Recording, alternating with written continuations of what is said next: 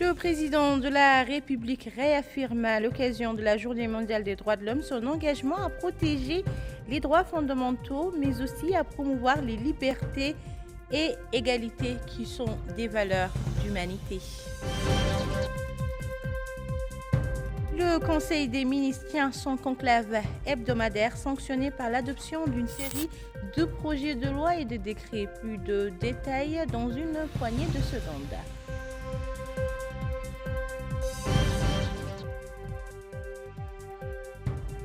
Dans ce journal, vous suivrez le Premier ministre qui a tenu une réunion avec les comités ministériels chargés respectivement du suivi des grands projets et de la transparence dans le domaine extractif.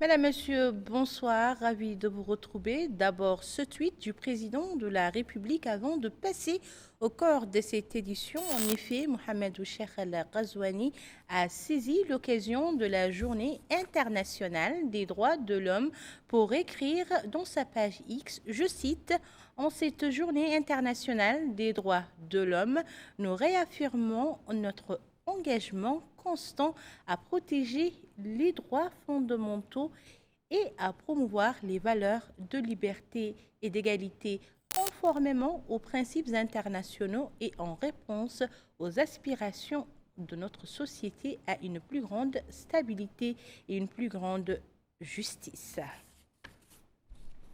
Le président de la République, Mohamed Cheikh Al-Ghazouani, a aussi félicité son homologue burkinabé, le capitaine Ibrahima Traoré, président du gouvernement de transition et président du Burkina Faso à l'occasion de la fête nationale de son pays.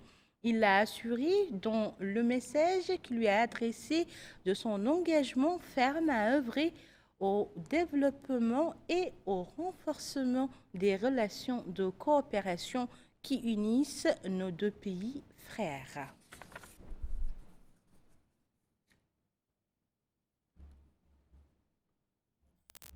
Comme annoncé dans les titres, le Conseil des ministres s'est réuni ce mercredi sous la présidence de son Excellence M. Mohamed Cheikh Al-Ghazouani, président de la République. Le Conseil a donc, à cet effet, examiné et adopté les projets de décret suivants. Le Conseil a approuvé un projet de loi autorisant la ratification du protocole financier signé le 31 octobre 2025 entre le gouvernement de la République islamique de Mauritanie et le gouvernement de la République française destiné à la contribution au financement du projet de construction de 10 centrales solaires avec stockage. Le présent projet de loi vise à réduire les disparités d'accès à l'électricité entre les milieux urbains et ruraux, à contribuer à la lutte contre la pauvreté et à l'exode rural pour valoriser l'accès aux services de base, communication, santé, éducation. Le projet vise aussi à hybrider 10 centrales thermiques isolées existantes en y ajoutant des centrales solaires photovoltaïques dotées de systèmes de stockage par batterie. Ces installations seront pilotées par un système de gestion centralisé via la fibre optique. L'objectif est de réduire la consommation de diesel et d'améliorer la qualité et la continuité de l'alimentation électrique dans les réseaux autonomes de l'intérieur du pays. Les zones bénéficiaires du projet concernent plusieurs réseaux autonomes de l'intérieur, notamment les villes de Boumdeid, Nouamrar, El Ghaïra, Chingiti, Aoujefs, Moudjeria, Ouadan, Tamchakat, Tijikja et Walata. Il permettra d'améliorer l'alimentation électrique des ménages, des services publics, écoles, centres de santé et de soutenir les petites activités économiques. Le présent prêt porte sur un montant de 39 223 671 euros, soit l'équivalent d'1,7 milliard émerus. Il sera remboursable sur une période de 25 ans, dont 10 ans de différé avec un taux d'intérêt de 0,216 par an. Projet de décret portant réglementation de travail de nuit pour les femmes et enfants de moins de 18 ans et définissant la liste des travaux concernés. Compte tenu des spécificités du contexte social et professionnel de notre pays, le projet de décret, après avis du Conseil national du travail, de l'emploi et de la sécurité sociale, propose une liste de travaux dont la spécialité fait que les femmes et les enfants concernés ne peuvent plus exercer d'activité professionnelle entre 22 heures et 5 heures du matin. En ce qui concerne la première catégorie, et 22 heures et 6 heures du matin pour ce qui est de la deuxième catégorie. C'est ainsi que les activités ci-après sont désormais réglementées. Les activités en milieu de mer, y compris dans les chantiers navals, les bâtiments et les travaux publics, le transport public terrestre, la manipulation des grues portuaires, les industries agropastorales à caractère pénible. Au-delà de l'établissement de cette liste, le projet de décret donne la possibilité d'élargir en cas de nécessité la liste des travaux concernés par un arrêté du ministre chargé du Travail. Projet de décret portant concession provisoire d'un terrain à Nouakchott Ouest, Mokata'a de Savler Zena, au profit de la Conférence africaine pour la paix. L'attribution d'un terrain de 12 hectares dans la zone de Tamarguit à Nouakchott à la Conférence africaine pour la paix vise à y construire un complexe culturel, social et touristique et le premier du genre chez nous. Ce projet prévoit la création d'un équipement multifonctionnel et polyvalent comprenant une librairie internationale dédiée à la diffusion du savoir et à l'échange interculturel, une mosquée de grande capacité servant à la fois de lieu de culte et de centre spirituel, un parc d'attractions et de repos destiné aux familles, aux enfants et aux touristes, des espaces de rencontre et d'hospitalité conçus dans une approche harmonieuse et durable. Projet de décret portant concession provisoire d'un terrain à Nouakchott Ouest, Mokata'a de Savler Zena, au profit de la société FASC. L'objectif de la cession de ce terrain est la création d'un complexe touristique haut de gamme comprenant 120 chambres ainsi que 40 tentes modernes en béton armé qui offriront aux visiteurs une expérience innovante alliant confort et nature. Le complexe comprendra également 4 grands restaurants, 4 piscines, soit 2 par site et 2 parcs de jeux pour renforcer l'attractivité du site et répondre aux besoins des familles. L'investissement global pour la réalisation de ce projet est estimé à hauteur de 20 millions de dollars. À travers cette initiative, la société FASC ambitionne de créer environ 150 emplois directs et indirects, contribuant ainsi à la résorption du chômage et au développement économique local, ainsi qu'à la dynamisation du secteur touristique dans notre pays. Projet de décret portant concession provisoire d'un terrain à Nouakchott Sud, Mokata'a Delmina, au profit de la société Al-Baraka pour le commerce général et les prestations de services. Ce terrain d'une superficie de 1,2 hectares est destiné à la construction d'une usine de fabrication de couches pour bébés. Ce projet apportera de nombreux avantages économiques au pays, notamment la réduction des importations, le renforcement du tissu industriel national, l'amélioration de la balance commerciale et l'augmentation de la valeur ajoutée locale. De plus, il encouragera l'investissement privé dans un secteur industriel stratégique étroitement lié aux biens essentiels. Sur le plan social, cette unité de production créera un nombre important d'emplois directs et indirects. Projet de décret portant nomination de certains administrateurs de la Mauritanienne de consultation et d'ingénierie société mixte.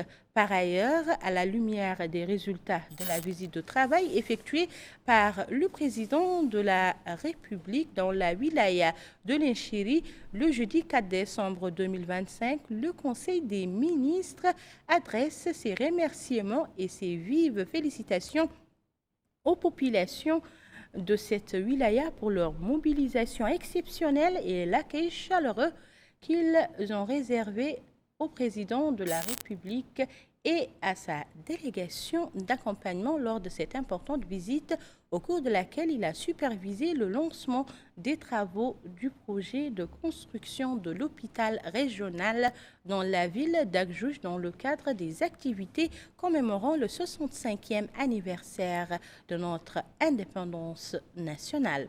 Le ministre de la Justice, ministre des Affaires étrangères, de la coopération africaine et des Mauritaniens de l'extérieur par intérim a présenté une communication relative à la situation internationale. Le ministre délégué auprès du ministre de l'Intérieur, de la promotion de la décentralisation et du développement local, chargé de la décentralisation et du développement local, ministre de l'Intérieur et de la promotion de la décentralisation et du développement local par intérim, a présenté une communication relative à la situation intérieure. Le ministre de l'Autonomisation des jeunes, de l'Emploi, des Sports et du Service civique a présenté une communication relative à la mise en place du cadre territorial de concertation de la jeunesse. Cette communication fait suite au discours du président de la République, Mohamed Ould Cheikh Al Ghazouani, prononcé lors de la cérémonie de clôture de la conférence nationale de l'autonomisation des jeunes tenue le 22 novembre dernier et constitue une étape marquante dans le processus d'autonomisation des jeunes. Il incarne l'engagement de son Excellence faisant du mandat en cours en mandat pour la jeunesse et avec la jeunesse.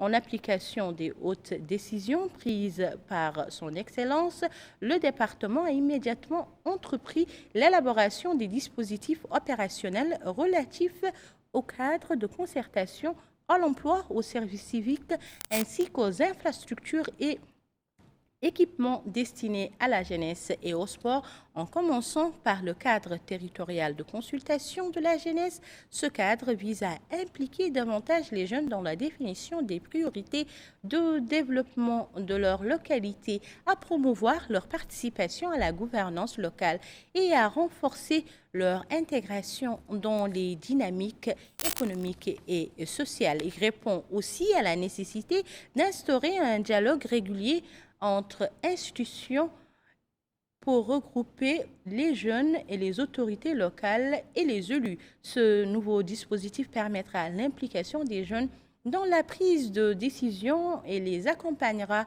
dans le développement de leurs capacités afin de saisir les opportunités d'emploi générées par les projets de développement et les potentialités économiques locales. Il contribuera aussi à renforcer le rôle en tant qu'acteur principal du changement des mentalités et des comportements inappropriés en cultivant l'esprit de responsabilité, de sérieux et d'engagement.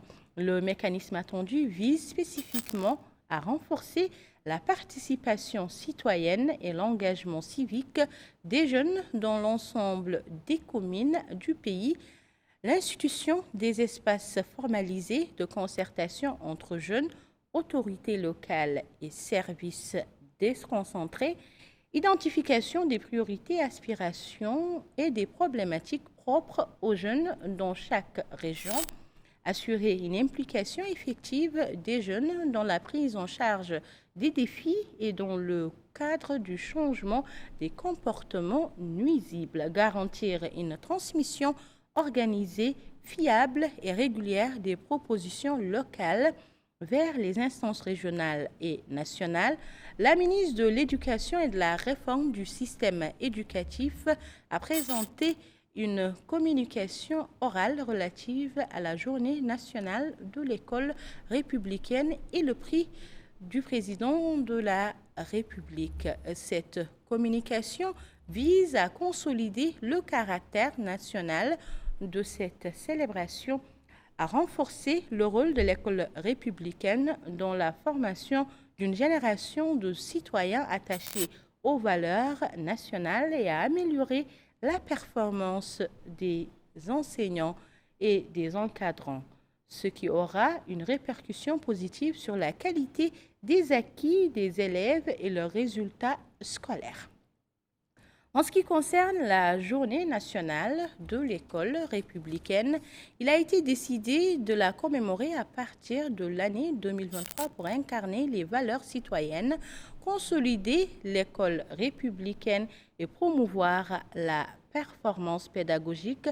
Quant au prix de l'excellence du président de la République, il s'agit d'un prix annuel instauré dans le cadre d'une série de mesures réformatrices visant à doubler la motivation, à instaurer un esprit de compétition positive et constructive parmi les éducateurs, enseignants et encadrants, avec une enveloppe financière de 25 millions d'anciennes ouguiya par an. Dans ce cadre, le nombre de bénéficiaires pour cette année a atteint 500 personnes à raison de 50 000 anciennes ouguiya par bénéficiaires. Enfin, le Conseil a pris la seule mesure individuelle suivante.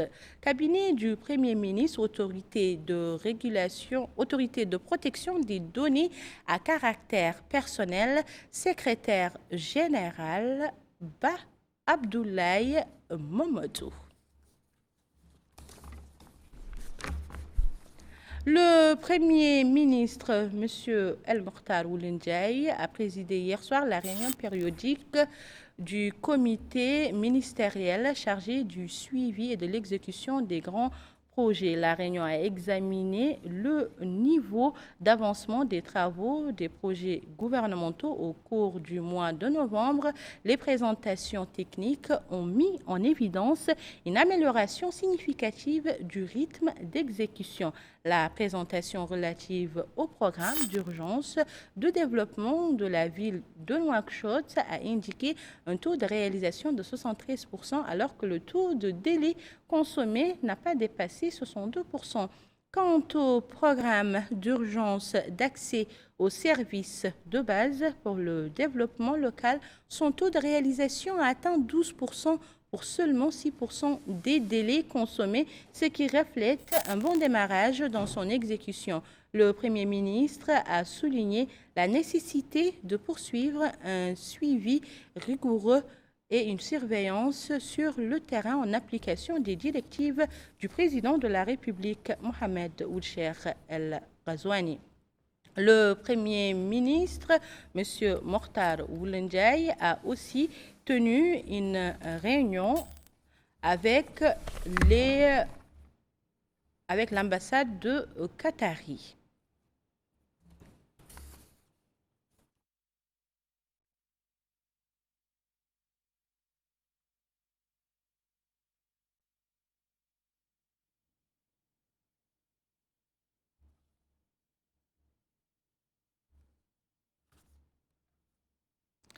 Voilà qui met fin à cette édition, le rappel des titres.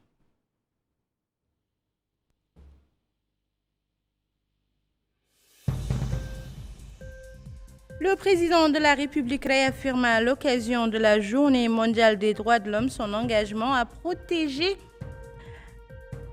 les droits fondamentaux pour promouvoir les valeurs de liberté et d'égalité. Le Conseil des ministres tient son conclave hebdomadaire sanctionné par l'adoption d'une série de projets de loi et de décrets.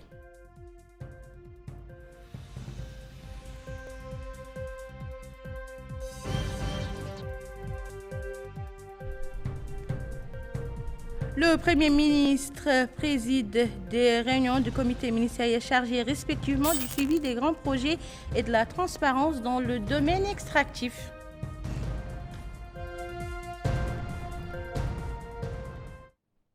Au que vous soyez. C'était un réel plaisir pour moi de partager avec vous ces moments d'information. Le JTF revient demain soir, comme chaque soir et à la même heure, Inch'Allah.